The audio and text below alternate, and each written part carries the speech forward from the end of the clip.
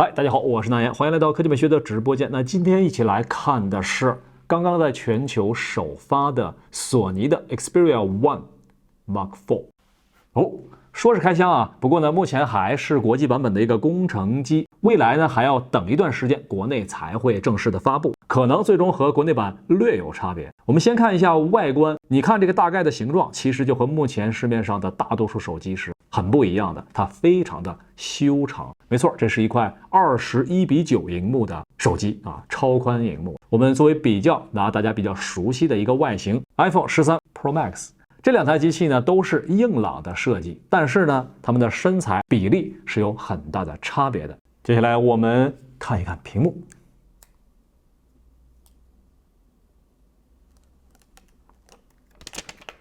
拿在手里的手感非常的特别，目前市面上绝大多数的旗舰机型都会有一点点压手的感觉，但是这台机器拿在手里呢相当的轻巧。你可以看到正面是没有任何弧度的，是一个标准的纯平面手机。然后我们来看一下边框的部分，平直的边框，在4个角度呢，我们来摸起来的时候，都会感觉到这是一台非常硬朗的机型。同时呢，边框部分的功能也很多。首先就是顶部，在旗舰机型上面也是极其罕见的、极为先进的3.5毫米耳机接口，这也是老牌劲旅的一个坚持。指纹电源2合1按键在边框这里，最重点的下方这里是相机才会有的这种半对焦的快门实体按键。在底部呢，扬声器的部分，我们看到是没有开孔的。那其实呢，它的扬声器是在侧边，也就是屏幕和边框衔接的位置。再到下方呢是 SIM 卡槽，注意啊，这没有 SIM 卡槽的插孔，这个孔位是它的麦克风。边框这个位置，它会有一个特别大的切边类型的这样一个过渡，所以呢，它并不是那种像很刮手的感觉，当然也不是那种圆弧的感觉啊。第二个呢，就是特别的轻，这可是一台拥有5000毫安时超大电池容量的手机。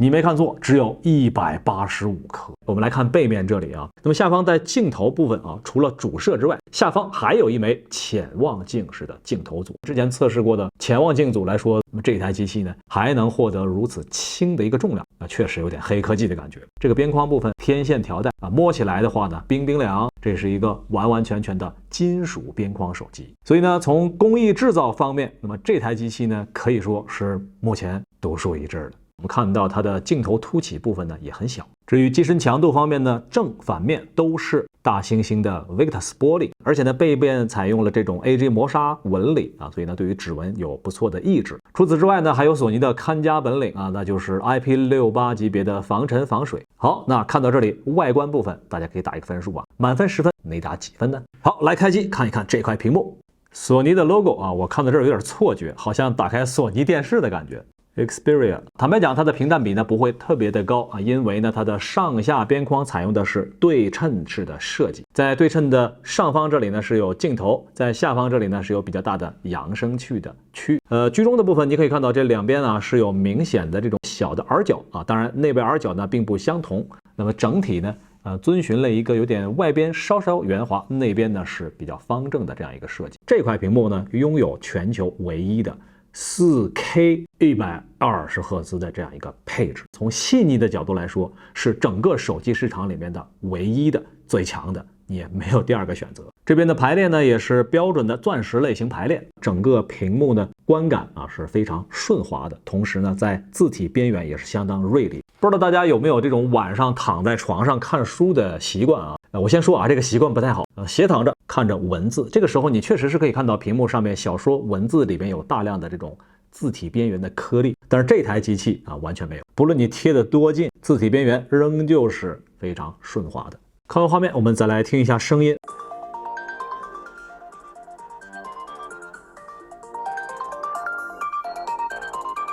立体声的扬声器，不过呢底部的声音更大一点，顶部呢要稍小一些。双 SIM 卡呢可以分别设置铃声。说到这里呢，我们不仅要来看一看它的 SIM 卡，因为这里呢是没有 SIM 卡的孔位，所以我们要手动将它抠出来。拿出 SIM 卡托，你可以看到这是正反叠放的设计，但是和其他的旗舰手机不同啊，除了放 SIM 卡之外呢，你还可以放 TF 卡的扩展，也就是说这是叠放式的3选2卡槽，可以放2张 SIM 卡或者1张 SIM 卡1张 TF 卡。我印象里，在目前的旗舰机型当中，这是唯一的一台。简单的说，虽然我已经有512G 的存储，但是我还可以扩展1T 啊，超级加倍了，属于是。索尼的老粉丝应该明白这是意味着什么，因为这台机器呢是支持 SIM 卡槽拔插之后不重启。震动部分呢不再多说了，很细腻的线性马达啊，调教的也还可以。来看一下它侧边指纹的感觉。它并不需要按下去啊，触摸之后呢可以进行解锁。好了，基础的系统设置呢，咱们简单看到这儿啊。下面看一看这个系统层面的一些特殊的地方。侧杆按键这个位置，我们点击双击，这里呢我们可以快速的调用出常用的工具，它可以以小窗口的方式，也可以以图标的形式存在。除此之外的话呢，我们还可以调用出多组21:9的窗口组啊，比如说我们多开了几个程序，可以将常用的程序呢分别添加到这边这个位置来。这样的话呢，我们就有一边是计算器，一边呢是时钟，而且呢我们可以通过调整按键去调整其他的应用程序，也就是说上边呢可以换别的程序，下方呢同样可以换其他的程序，这样呢就生成了一组全新的分屏组。当然分屏组的比例是可以互相调节的啊，你可以在上边比如说来看视频，下方呢来继续刷微博啊，类似这样的操作都是没有问题。除了系统的基础功能之外呢，这台机器最重点的当然还是后边镜头的部分。这次呢在镜头组方面啊，有16毫米的超广角镜头，还有24毫米的广角镜头，也就是我们常用的主摄。另外呢还有一枚85毫米到125毫米变焦的潜望镜式的镜头组。而且呢这台机器呢希望尽量使用这些镜头组实现相似的成像风格和效果。首先啊，这台机器的3个摄像头全都支持 4K 120帧啊高帧率的摄影，这在目前的市场上是非常罕见的啊。咱们一起来瞧一瞧。首先呢，我们点开拍照界面，你可以看到呢，这是一个非常标准的，有一点类似相机和手机结合的界面。那右方呢，也可以很舒适的去点按它的拍照，同时呢，上方这里也可以比较舒适的进行半按对焦，手指呢触控半按，这和我们老法师们啊使用相机的感觉是非常相似的。而且对焦点呢捕捉的很灵敏，切换到录像模式呢，同样所有的焦段呢都是完整支持。只看这里呢，应该还没有什么特别的，但是呢，当我们点按左上角的这个基础功能，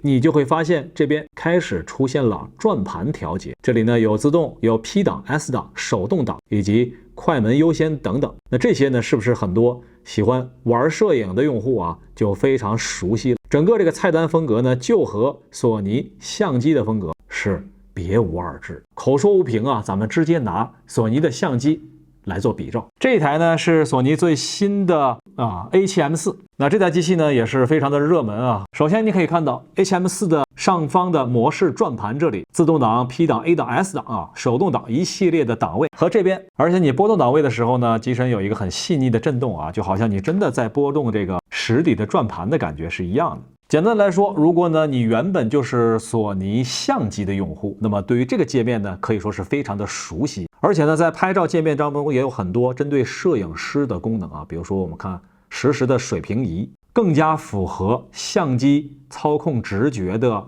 横向拨盘，看是不是和我们在操作相机的时候是一模一样。当我们调好模式之后，当然是去摁快门按键了，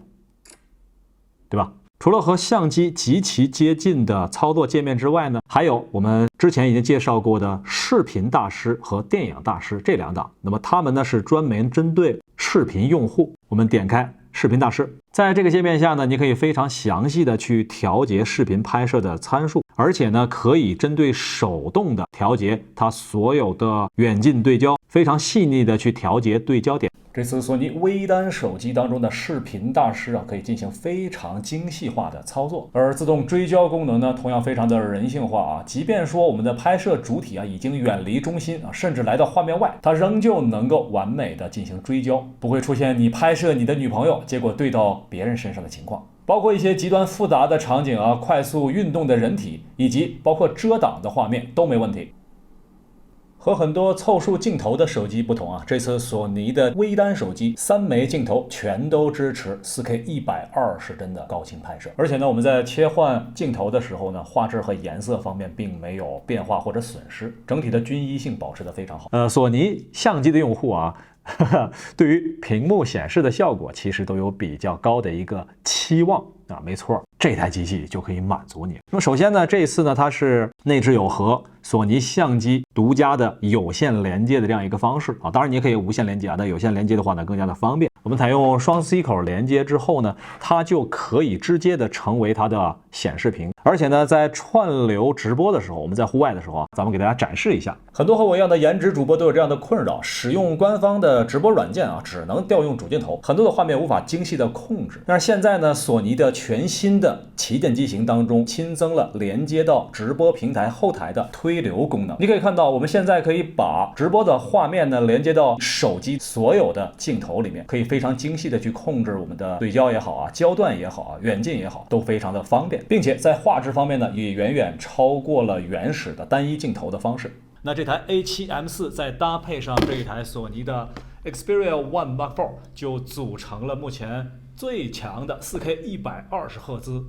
监视器。如果你觉得索尼的旗舰手机的画质还不能满足你，加上索尼的全画幅相机，这里呢通过一根简单的连线就可以把相机的超高清画面传输到手机端，并且推流到直播后台。使用视频大师来进行直接推流，那么这个画面呢就没有经过直播软件去二次加工，而是一个原始的比较优质的画面。不夸张的说啊，这就是专业的广播级的画质了。以前看过我们户外直播的小伙伴应该知道，每次户外直播经常要带5到6台设备组合在一起才能实现高清推流直播，但现在你只需要一台索尼手机加一台索尼的微单就可以实现，一根线连接就完成了顶级画质直播。而电影大师呢，则更多的是基于色彩的，就我之前使用的一个经验啊。视频大师主要是基于功能，电影大师呢，则是更方便的去调教不同的风格，你可以改变自己摄影的这种感觉，支持全焦段的眼部对焦。大家通过镜头呢，可以看到正常拍摄呢，它会自动识别人脸啊，这是和其他手机是一样的。但是当我们半按快门的时候啊，实体快门，那么它就会迅速的捕捉到你的眼睛，以防止像咱们刚才说到对焦到别的地方。对于抓拍人像来说呢，它的成功率呢就会更高一些。我自己在日常拍摄一些高速运动或者宠物的景物的时候，经常会出现对不上焦或者是拍虚了。而这次索尼呢，则把自家相机上的看家本领挪到了手机上，眼部对焦功能的识别程度非常的高，再配合超高速的连拍，可以让我们轻松的拍摄下宠物的精彩的瞬间。这里呢，为大家展示的都是一些我们随手拍摄的啊，并没有专门的去调节，可以说拍摄的成功率是非常高的。在这段时间的拍照体验当中，整个拍照变焦时的顺滑程度啊，给我们留下了很深刻的印象，就好像我们在使用专业的电动变焦镜头的这种感觉。而且这枚潜望镜头最远端的画质呢，同样保持了非常高的水准。有时候我甚至觉得我在拿着一台黑卡手机在拍摄。另外呢，看过我们之前测试的同学应该清楚啊，这种屏幕比例的不同呢，在不同的游戏当中其实是会获得不同的画面。在一些游戏当中吧，21:9的超宽荧幕呢，还能获得一些额外的视野啊。当然，这种游戏的不是很多啊，不过一旦你玩这个游戏的话，那就有点物理的加持了。OK， 到这里呢，这一台索尼的 Xperia One Mark IV 我们就为大家简单的开箱体验到这里。简单一句话啊，如果你是一个摄影师啊，或者是一个自媒体的拍摄者，那么又恰好你在用索尼的相机的话，那毫无疑问啊，这台手机可以成为你额外的1+1大于2的超级设备。如果呢你喜欢这种特立独行的硬朗设计、超强的视频拍摄能力以及超轻的机身，那么这台机器呢同样是目前独树一帜的。好了，我是大爷，这里是科技美学。那这台机器我们开箱体验到这里完成，你还希望看到它和谁做对比，又或者有什么想要提问的，欢迎大家留言，我们评论区见。之前总是有人说，就索尼的这个显示屏啊，好像没那么细腻。其实呢，并不是不细腻啊，而是咱们还没有掌握方法。我现在呢，给你演示一下，双面胶，好，然后呢，我们再买一台索尼的手机，这台索尼手机呢，粘到显示屏上，当然这个双面胶啊，尽量买这个质量好一点的。好，大家可以看到啊，那么这样安装之后呢，整个的功能上面是非常强的，而且呢也非常的美观。当我们要收起来的时候呢，对吧，也很好啊，整个的搭配都是非常完美的。好，大家看到安装之后啊，整个效果呢是非常完美的啊，可以说是严丝合缝，而且呢还能打电话。厂商的工作人员呢，如果学会了的话呢，请联系我们啊。